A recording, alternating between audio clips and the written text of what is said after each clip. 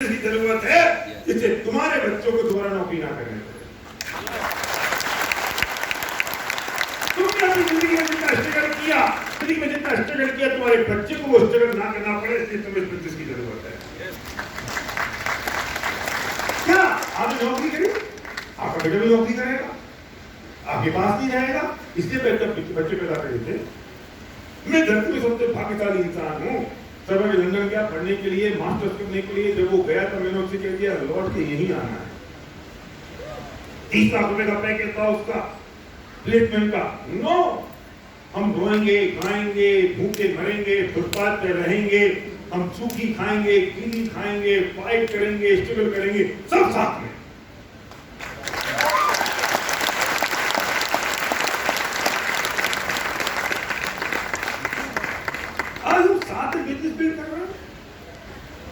साथ में रहते हैं, साथ में खेलते हैं, कूदते हैं, मस्ती करते हैं, बात करते हैं तो बिजनेस ही करते हैं, घूमने जाते हैं तो साथ जाते हैं, काम करते तो साथ जाते हैं। वो यहाँ किसी वजह से नहीं आ पाया, वरना उसका प्लान था आने का। हम सुबह उठते हैं, फिर एयरपोर्ट जाते हैं, अपनी बैग को ट्रैक करते हुए पहुंचते हैं, फिर चेक इन करते हैं, फिर बैठ जाते हैं। लॉन्च में जाके वो पूछता पापा कुछ दोगे, जूस, चाय, कॉफी। फिर फ्लाइट में बैठ जाते हैं, फिर नरेंद्र मोदी की बातें करनी है, राहुल गांधी की हम खुद ही कर लेते हैं। मैंने कहा बेटा अगर हमने अपनी जिंदगी में जितना स्ट्रगल किया तो अपना स्ट्रगल जीरो से शुरू करेगा नहीं। अगर हमने बिजनेस को यहाँ तक पहुंचा दिया तो यहाँ से आसमान की ऊंचाई तक तुझे ले जाने की जरूरत है।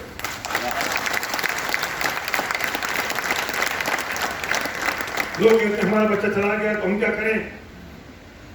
सुनो, मैं यहाँ ट्रायल मोटिवेशन के लिए या दिशाहीन बात करने के लिए नहीं आया हूं। ऐसी भारे सपने अगर जगाता है तो उन सपनों को पूरा करने का रास्ता भी बताता है। यस।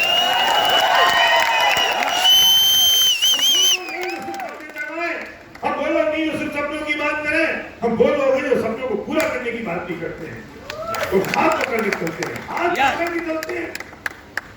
जिन लोगों के बच्चे छोटे हैं उनके लिए मैंने कहा कि आपको कहीं गोल गोल पीले पीले लड्डू ना खा पाए, खाने पड़े।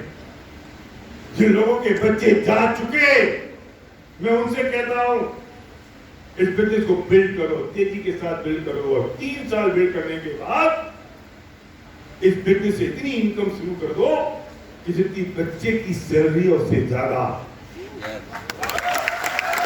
और फिर बच्चे को फोन करो, ओए ओए आजा, जितनी तू तनख्वाह कर रहा है ना, कमा रहा है, उतनी बिजनेस से इनकम आती है, आजा बिल बांट के यहाँ हिंदुस्तान में काम चिंता करने की दुखी होने की जरूरत नहीं। जिनके बच्चे बाहर चले गए उनको, मैं जब दुबई जाता हूँ, मैं विदेश जाता हूँ तो उनसे एक ही बात कहता हूँ कि आप पैसों के लिए आए, मुझे आपका दर्द पता है, आपकी तकलीफ पता है, आपकी परेशानी पता है, आपकी पत्नी आपके बच्चे हिंदुस्तान में रह रहे हैं, आप कुवैत में हो, कि आप दुबई में हो, कि आप किसी और कंट्री में हो, सिर्फ पैसों के लिए। और मुझे पता है कि क्या जिंदगी है आपकी। मैं आपको अपने हिंदुस्तान, अपने परिवार के पास वापस ले जाने के लिए आया हूं। yes.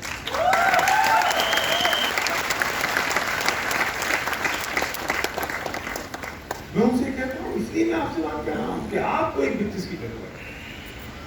हमारी सेकंड जनरेशन की लाइन लग गई है बिजनेस में। आपने देखा होगा अंदर में कुछ लोगों को खड़ा किया, सेकंड जनरेशन खड़े हो गए। जनरेशन को खड़ा किया, 30 साल के नीचे कितने लोग खड़े होता है, सेकंड पीढ़ी, दूसरी पीढ़ी आ रही है, क्यों नहीं।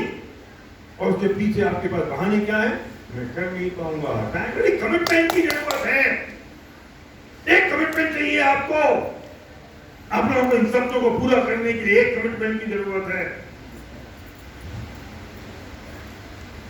दुनिया में कौन सा काम हो गया बिना कमिटमेंट के। भारत पाकिस्तान का मैच हुआ ना T20, उस दिन करवा चौथ थी। अनुष्का कह रही थी विराट से, एक करवा चौथ है, तुम कैसे जा सकते हो। तो साहब और आपसे कह दें कार्ड प्लान खाओ, नहीं भैया तो करवा चौथ मैं कैसे जा सकता हूं। हमको करवा चौथ भी मनानी है, हमको दिवाली मनानी है, हमको होली मनानी है, हमको ईद मनानी है, हमको छठ मनानी है। हम जो बचे हुए त्योहार अगर हैं तो वे भी इकट्ठे कर लेने हैं। मैं कहता हूं त्योहारों को मनाओ, तुमसे बढ़िया मैं मनाता हूं और मेरे से बढ़िया तुम मनाओगे।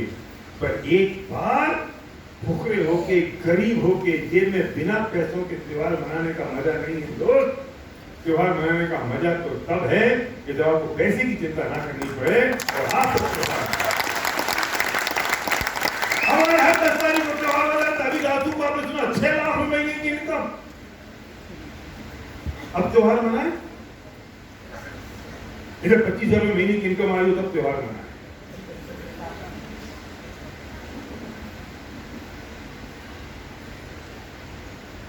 अरे ईद मनानी हो या दिवाली मनानी हो, सब में पीस ऑफ माइंड और पैसों की जरूरत होती है।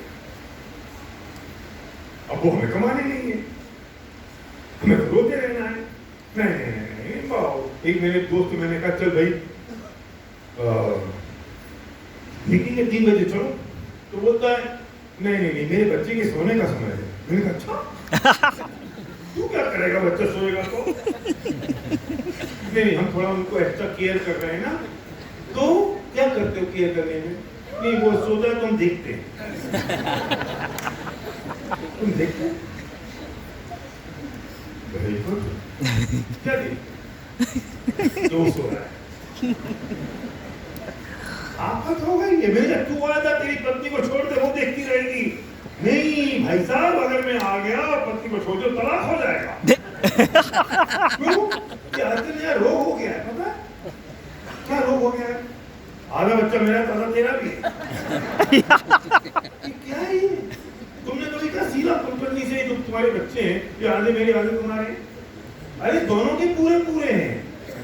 और हर काम हर एक बार अगर इनका बस चले ना तो आजकल का नया फैशन हो गया है, ये आधा पेट दूध खुद पिलाए, आधा पेट दूध पति से पिलवाए। मैं ये बॉडी साफ कर रही हूँ तो सुसु साफ करो। क्यों? तुम्हारा भी तो याद है। अरे दोनों का है।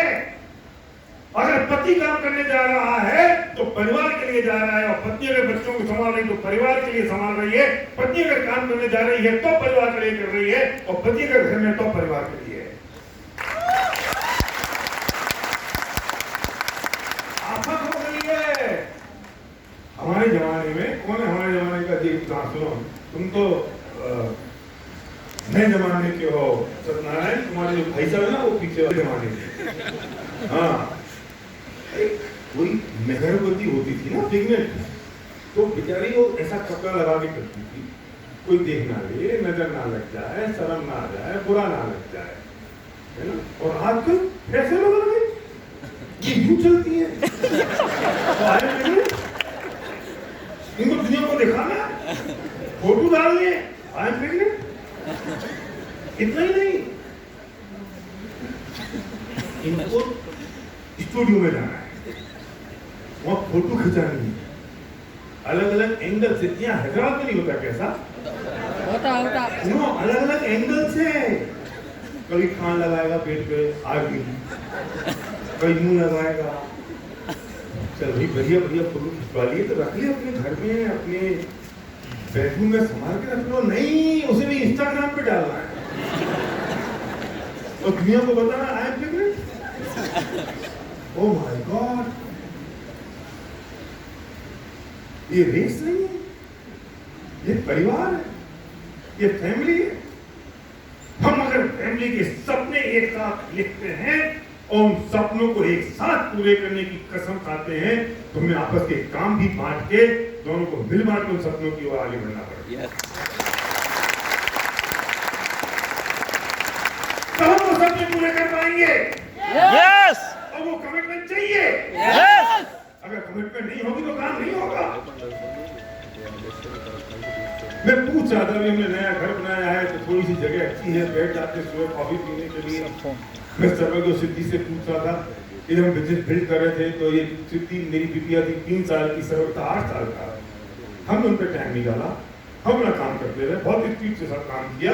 उनसे कहा कि बेटा अगर तुम्हें अपने सपने पूरे करने हैं तो हमें फ्री करो, हम काम करेंगे, तुम पढ़ाई पूरी करो और हमसे उम्मीद मत करना कि हम तुम्हारी पढ़ाई करवाएं या तुम्हारे पीछे पड़े, ये तुम्हें करना पड़ेगा, जो सपोर्ट चाहिए वो हमें मिलेगा।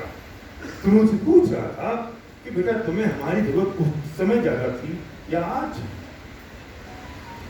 पीढ़ी निकल गई है मिसाल, हमारी पीढ़ी 22 साल हो गए हैं, बच्चे बचपन था बच्चों का, वो जवान हो गए हैं। तो मैं तजुर्बे के साथ आपसे बात कर रहा हूं कि हमारे बच्चों को जरूरत उस वक्त हमारी थी आज,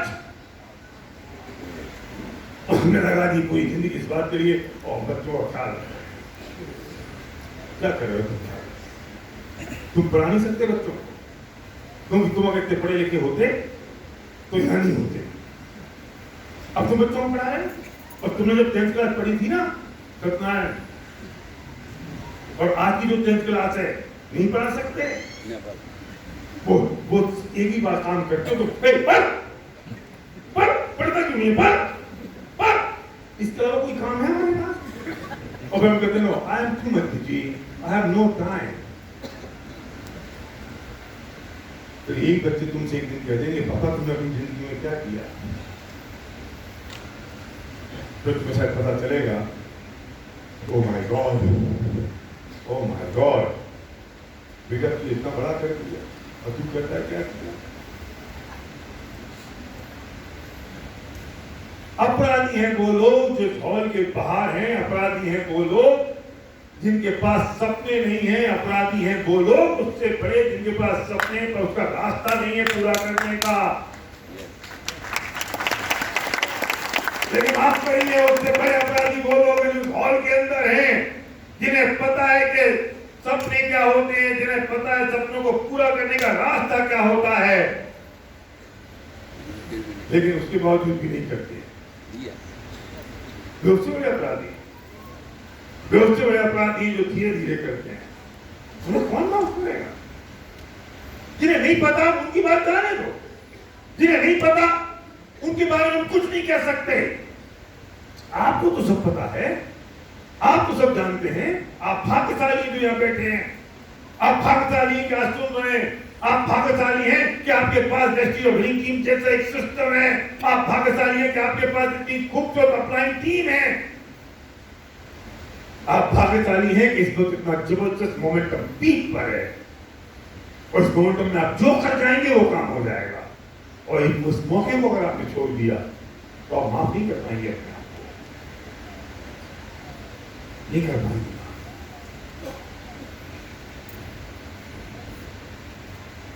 क्या करते हैं हमसे इतनी सी बात करें कि मैं प्रोडक्ट चेंज कर दो, हमसे इतनी सी बात करते हैं मैं ब्रांड चेंज कर दो, हमसे इतनी सी बात करते हैं कि यहां से नहीं यहां से सामान ले लो, और आप कहते मैं कर नहीं पाऊंगा। क्या कर रहे हैं। विराट कोहली को जितने पैसे क्रिकेट खेलने से नहीं मिलते, क्या मिलता होगा, लाख 2 लाख रुपए मुश्किल से मिलते होंगे, लेकिन उनकी कमाई होती है एंडोर्समेंट से। वो एंडोर्समेंट करते हैं। सचिन तेंदुलकर ने जितना पैसा कमाया एंडोर्समेंट से कमाया, विज्ञापन से कमाया, क्रिकेट खेल के नहीं कमाया, क्रिकेट खेल के नहीं कमाया। शाहरुख खान, अमिताभ बच्चन ने एंडोर्समेंट करके पैसा बनाया। हम क्या कर रहे हैं, हम भी वही काम कर रहे हैं दोस्त। बाबा रामदेव आगे कहता है कि हमारे टूथपेस्ट में लौंग है, इलायची है,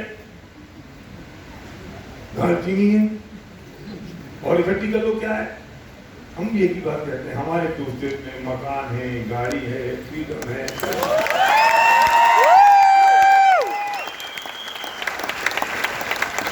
हम सिर्फ एंडोर्समेंट कर रहे हैं कि मैं भी इस टूथपेस्ट को यूज करता हूं, जितनी गाड़ियां सफलता जो दिखाई दे रही है इसी टूथपेस्ट में से निकली है। ये खरी सी टूथपेस्ट में से निकली है।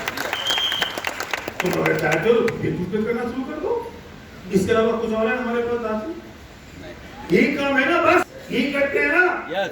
ये भी तुम कहते हो मैं कर नहीं पाऊंगा, कोई कर नहीं।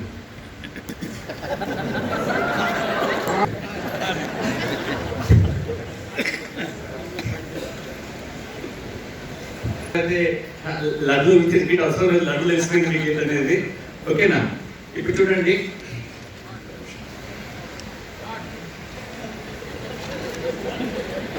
क्या हुआ, एक मिनट सर, क्या ढूंढ रहे हो, पीछे का आगे आगे पीछे मत कर देना, बच्चा पैदा हो जाएगा फोटो बाद में खींचेगी। ఏదైనా షాప్ పెట్టినప్పుడు ఆ పక్కన ఇంకో షాప్ పెట్టినప్పుడు అప్పుడు ఇంకో షాప్ పెట్టినప్పుడు బిజినెస్ అని తగ్గుతూ ఉంటుంది, టెన్షన్ ఉంటారు వాడు. కానీ ఒక బండి వాడు బండి తీసుకొని ఎక్కడన్నా వెళ్ళొచ్చు అన్నట్టు, ఒక్క దగ్గర డిపెండ్ ఎవరికైనా డిపెండ్ లేదు. ఇప్పుడు హైదరాబాద్ నుంచి బొంబాయి కావచ్చు, బొంబాయి నుంచి హైదరాబాద్ కావచ్చు, గుల్బర్గ్ కావచ్చు, ఎక్కడైనా బిజినెస్ తీసుకెళ్లే అవకాశం మన చేతిలో ఉంటుంది.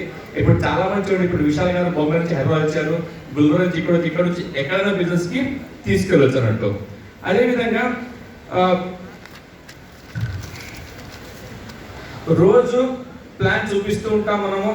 అదేవిధంగా ఇది అనేది దీనికి ఎలాంటి హద్దు లేదు, హద్దు పొద్దు లేకుండా ఎక్కడైనా బిజినెస్ ని మనం పెంచుకునే అవకాశం ఉంటుంది. ఇప్పుడు ఆ లడ్డు గురించి మాట్లాడే విషయం ఏంటంటే, ఒక బాబుకి ఐఐటిలో సీట్ వచ్చినప్పుడు వాళ్ళ పేరెంట్స్ చాలా హ్యాపీగా ఫీల్ అవుతారు సీట్ వచ్చిందని. కానీ దాని భవిష్యత్తు చాలా ఒక రకంగా ఉంటుంది. మీ చేతి నుంచి అవకాశం పోయినట్టే పిల్లలు పెంచి, ఎందుకంటే ఆ పిల్లల పైన ఎన్నో ఆశలు పెట్టుకొని ఆ పిల్లల్ని పెంచి ఉంటారు. బట్ ఐఐటి చదవడానికి ఏదో ఒక పెద్ద సీట్లో చదువుతాడైనా, అతను ఏదో ఒక పెద్ద సీట్లో ఉద్యోగం వస్తుంది, ఆ తర్వాత ఫారెన్కి వెళ్ళి జాబ్ చేస్తూ ఉంటాడు. ఆ తర్వాత మీకు అవసరం అన్నప్పుడు ఆయన మీకు అందుబాటులో ఉండకపోవచ్చు. ఎగ్జాంపుల్కి మీ ఫాదర్కి అక్కడ బాగా ఇబ్బంది ఉన్నప్పుడు ఆ వైఫ్ తల్లి ఫోన్ చేస్తుంది రమ్మని, కానీ బాబుకి అక్కడ నుంచి లీవ్ లేకపోవడం వల్ల రాలేకపోవచ్చు. లేదా ఆ తల్లికి చాలా అవసరం ఉండి హెల్త్ ఇష్యూ ఉన్నప్పుడు, లేదా చనిపోయినప్పుడు కూడా అక్కడ నుంచి టికెట్స్ అవైలబుల్ లేక లీవ్ లేక రాలేకపోవచ్చు. ఆ తర్వాత ఒక 2 రోజుల తర్వాత వచ్చిన తర్వాత కూడా ఆయన 2 రోజులు ఉండి మళ్ళీ వెళ్ళిపోయే అవకాశం, ఎందుకంటే అక్కడ భార్య పిల్లలు జాబ్ ఉంటుంది కాబట్టి. బట్ ఆ రోజు మీరు అన్ని తలుచుకుంటారు, ఏదంటే అక్కడ సీట్ వచ్చినప్పుడు మీరు పడ్డ సంతోషం ఆ ఒక రోజు కూడా మాత్రమే, కానీ జీవితాంతం అక్కడ బాధపడాలనుకుంటూ ఉండాల్సి వస్తుంది. అందుకని మేము చెప్తాము, ఈ బిజినెస్ ఏంటంటే మీరు ఇప్పుడే దీన్ని జాగ్రత్తగా బిజినెస్ ని బిల్డ్ చేసుకొని ఆ సెకండ్ జనరేషన్ ఈ బిజినెస్ లో తీసుకొచ్చి వాళ్ళకు కూడా ఒక మీరు కలిసిమెలిసి పనిచేసి ఒక జనరేషన్ గ్యాప్ లేకుండా కలిసిమెలిసి పనిచేసి పెద్ద బిజినెస్ సక్సెస్ తీసుకోవచ్చు. ఎవరైతే పిల్లలు ఆల్రెడీ ఫారెన్ లో ఉన్నారో, మీరు ఇక్కడ ఒక 2-3 years గట్టిగా పనిచేసి అక్కడ మీ పిల్లలు సంపాదించిన డబ్బు కన్నా ఎక్కువ సంపాదించినప్పుడు మీరు డిమాండ్ చేయొచ్చు, వాళ్ళు మళ్ళీ వెనక్కి తీసుకొచ్చే అవకాశం మీకు ఉంటుంది. ఇప్పుడు చాలా మంది దుబాయ్లో కువైట్లో వెళ్ళి పనిచేస్తున్నప్పుడు నేను ఒకటే మాట్లాడుతున్న వాళ్ళకి, మీరు కష్టపడి పని చేయండి, మళ్ళీ ఇండియాకు మీకు తీసుకొస్తానని చెప్తూ ఉంటాను నేను. అదేవిధంగా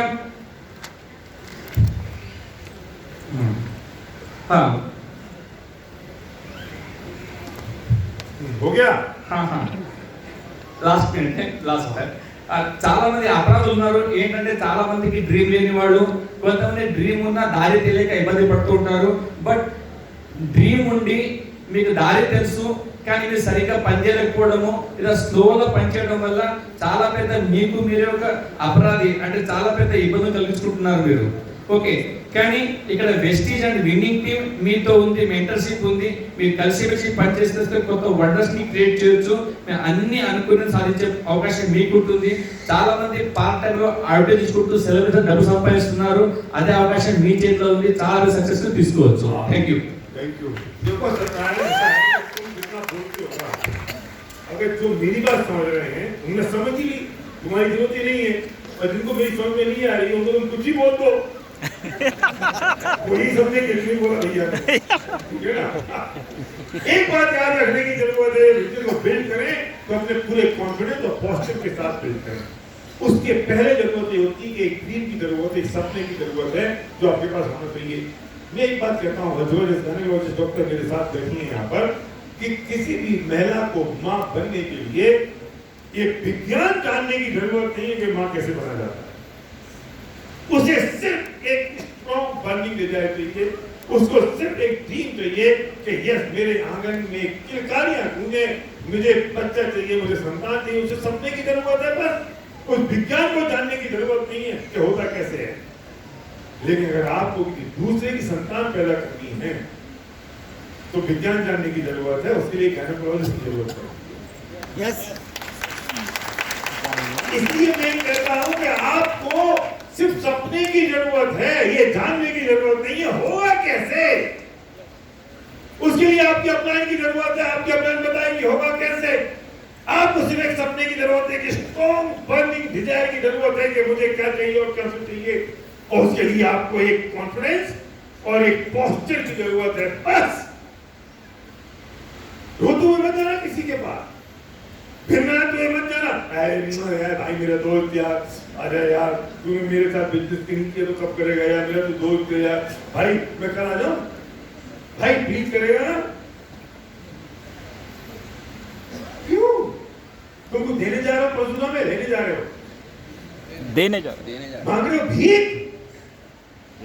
सॉरी, भीख मांगने का काम नहीं है। हम भीख नहीं मांगा करते।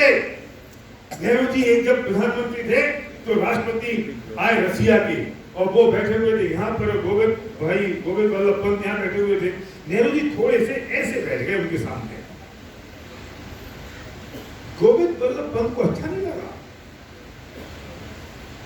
जैसे वो मीटिंग खत्म हुई तो उन्होंने नेहरू जी को बुलाया कि जवाहर इधर आओ, तुम कैसे बैठे थे? तुम्हारा पोस्चर इतना लूज क्यों था? ये तो बराबरी के लोग थे, जबकि वो उनसे सीनियर थे। तुम 35 करोड़ भारतवासियों के प्रतिनिधि हो, तुम्हारा पोस्चर इतना कमजोर, तुम ऐसे बैठ गए उसके सामने? नहीं, तुम 35 करोड़ भारतवासियों को रिप्रेजेंट करते हो, तुम्हारा पोस्चर होना चाहिए। मैं पोस्चर की बात कर रहा हूं, अहंकार की बात नहीं कर रहा हूं, मैं ईगो की बात नहीं कर रहा हूं, मैं घमंड की बात नहीं कर रहा हूं। पोस्चर, एक स्वाभिमान, एक आत्मविश्वास चाहिए। तो तुम 35 करोड़ लोगों को रिप्रेजेंट करते हो। मैं आपसे कहना चाहता हूं, जब किसी आदमी को प्लान दिखाने जाओ तो कोई ऐसे बैठ के बात मत कर लेना। तुम पूरी ग्रीन टीम को रिप्रेजेंट करते हो, तुम पूरी अपनी अपलाइन टीम को रिप्रेजेंट करते हो। और जब तुम प्लान दिखा रहे होते हो तो तुम्हारे बगल में वो एसपी भारत खड़ा होता है।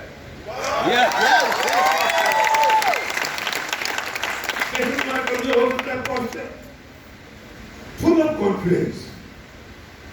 एक लड़के की, बहुत सारी लड़कियां देखी उसने, कोई शादी होगी करण? नहीं, एक करण की कहानी नहीं है। तो वो पसंद नहीं आई कोई लड़की, यही लड़की पसंद आ गई, उसका नाम है चमेली। और चमेली पसंद आ गई तो ये बोलता है, चमेली तुम मुझे पसंद हो। और हिंदुस्तानी भारतीय नारी हमारे जमाने की, आजकल की नहीं, ये आजकल की तो है नो, ये व्हाट्सएप के जमाने की महिलाएं, आजकल की लड़की हमारे जमाने की होती चिट्ठी वाली। मैं जयपुर रहता था, संध्या बेंगलोर की है, तो हम चिट्ठी लिखते थे, तो 7 दिन एक दिन चिट्ठी पहुंचती थी, 7 दिन उसको पढ़ने में लगते थे, 7 दिन बाद वो लिखती थी, फिर मेरे पास आती थी, 1 महीना लग जाता था एक पूरी चिट्ठी में। 8 महीने हमारी सतेंद्र, 8 महीने रही हमारी सगाई और शादी के बीच का गैप, सिर्फ 8 चिट्ठियां गई। और चिट्ठी लिखने में लगते थे 3-4 दिन। सलीम तुमको क्या पता? ये आजकल के जमाने वाले क्या हो गए, ये हो गए व्हाट्सएप वाले। यहाँ से लड़की ने लिखा हाय, वहां से लड़की लिखती है हु, और चेक करते हैं ब्लूटूथ कब आया, कितनी देर लगी, जवाब क्यों नहीं लिखा। और लड़की ने 5 मिनट देरी कर दी, where are you, what are you doing, send me a selfie, video call, oh my god। लेकिन हम जो चिट्ठियां लिखते थे ना बाबूजी, उसका मजा कुछ और था। सुनो, असली बात बताऊं, वो चिट्ठियां आज तक संभाल के रखी हैं। तुम्हारे व्हाट्सएप की चैट तो 6 बार डिलीट हो चुकी होगी। तो वो लड़की तो हमारे जमाने की थी, शर्मा गई, उसे भी